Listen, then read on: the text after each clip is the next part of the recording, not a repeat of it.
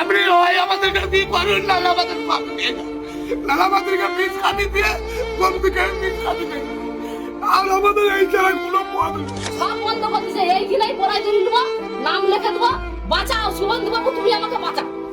কেন ভোট দিয়ে আনছি, ডবল সরকার করছি। আমরা ভালোর জন্য দাদাকে নিয়ে এসেছি। দাদা যদি এরকম করে তাহলে আমরা কি করবো বলো? আমাদের পেটেই তো লাথি মেরে দিল। দিদি 15 বছর ছিল, দিদির কাজে খারাপ দেখে আমরা দিদিকে পাল্টে দিলাম। সরকারকেও আবার কি পাল্টাতে হবে? শুভেন্দু বাবুর কাছে অনুরোধ, আপনি অন্তত একটাবার মুখে বলুন। This channel does not promote any violent, harmful, or illegal activities. All content provided by this channel is meant for an educational purpose only.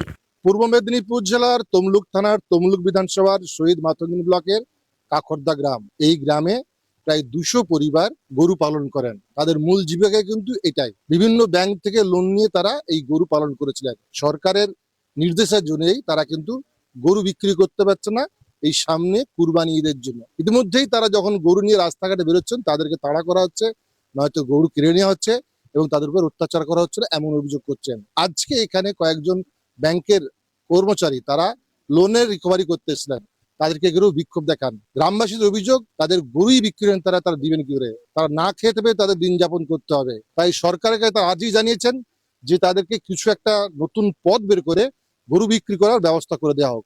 Suvendu বাবু আমাদের গরু বিক্রি করার সুযোগ দিন, না হলে আমাদের বিষ দিন। আমরাই ভোট দিয়ে পরিবর্তন করেছিলাম আমাদের পেটেই লাথি। আমাদের স্বেচ্ছায় মৃত্যুর অনুমতি দেওয়া হোক। ব্যাংক লোন রিকভারি এজেন্টদের ঘিরে বিক্ষোভ গরু পালনকারীদের। পূর্ব মেদিনীপুর জেলার তমলুক থানার শহীদ মাতঙ্গিনী ব্লকের কাখরদা গ্রামে গরু পালনকারী পরিবারগুলির মধ্যে চরম উদ্বেগ ও ক্ষোভের সৃষ্টি হয়েছে। বহু বছর ধরে গরু পালন ও বিক্রির উপর নির্ভর করে সংসার চালিয়ে আসছে এলাকার প্রায় 200-রও বেশি পরিবার। বিশেষ করে কুরবানির ঈদের সময় গরু বিক্রি করেই বছরের সবচেয়ে বড় আয়ের মুখ দেখতেন তারা। কিন্তু চলতি পরিস্থিতিতে গরু বিক্রি কার্যত বন্ধ হয়ে যাওয়ায় ভয়াবহ আর্থিক সংকটের মুখে পড়েছেন এই সমস্ত পরিবার।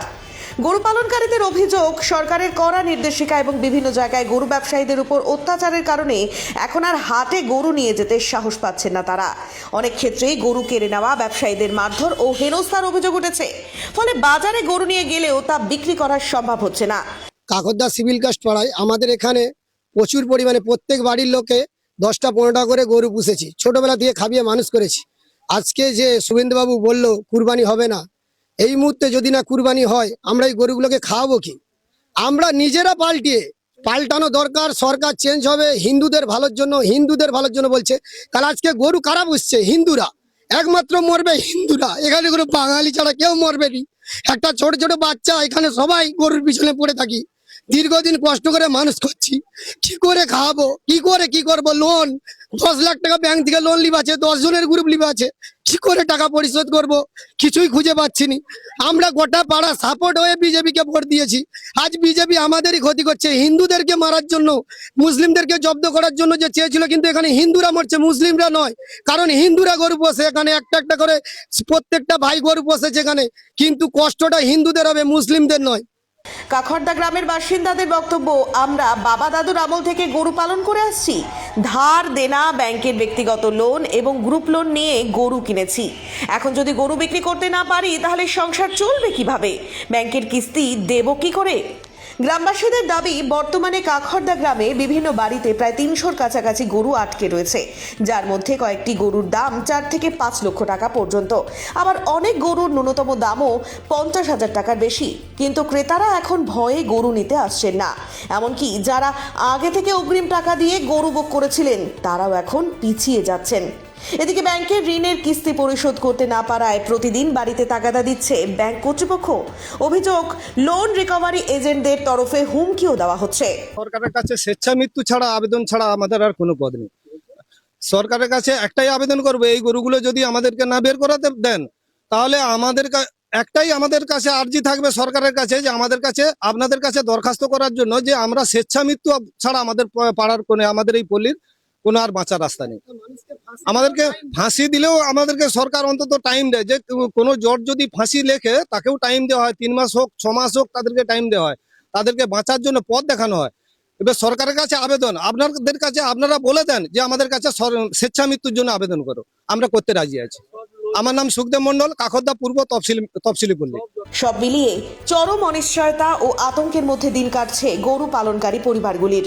ক্ষুব্ধ গরু ব্যবসায়ী ও পালনকারীদের একাংশের বক্তব্য, আমরাই ভোট দিয়ে পরিবর্তন এনেছিলাম, এখন যদি গরু বিক্রি করতে না দেওয়া হয় তাহলে আমাদের পরিবার না খেয়ে মরবে। সরকার যদি গরু বিক্রির সুযোগ না দেয় তাহলে আমাদের স্বেচ্ছা মৃত্যুর অনুমতি দেওয়া হোক। গরু পালনকারীদের আরও অভিযোগ, মুসলিম সম্প্রদায়ের বিরুদ্ধে কড়া পদক্ষেপ নিতে গিয়ে হিন্দু গরু পালনকারীদেরও ক্ষতির মুখে ফেলছে প্রশাসন, যার জেরে বহু পরিবার আজ পথে বসার পরিস্থিতির মুখোমুখি। আমরা শুভেন্দুবাবুকে নিয়ে এসেছি, আমরা চাইছি যে আমাদের বদল হোক, কিন্তু আমাদের পেটে যে লাথি মারবে আমরা কোনোদিন বুঝবো না। আমাদেরকে তো আমাদের হিন্দু জাতিকেই মেরে দিচ্ছে। আমরাই গরু পুষছি, মুসলিম জাতি কোটা গরু পুষে। আমরা চাইছি এবারের মতো আমাদেরকে সুযোগ দিবা হোক। বর্তমানে কাকরদা গ্রামের পরিস্থিতি অত্যন্ত উদ্বেগজনক হয়ে উঠেছে। গরু বিক্রি বন্ধ থাকায় একদিকে যেমন আর্থিক ক্ষতির পাহাড় জমছে, অন্যদিকে ঋণের বোঝা ও ভবিষ্যতের অনিশ্চয়তায় মানসিকভাবেও ভেঙে পড়ছেন বহু পরিবার। জাহাঙ্গীর বাদশার রিপোর্ট, জেবি লাইভ নিউজ।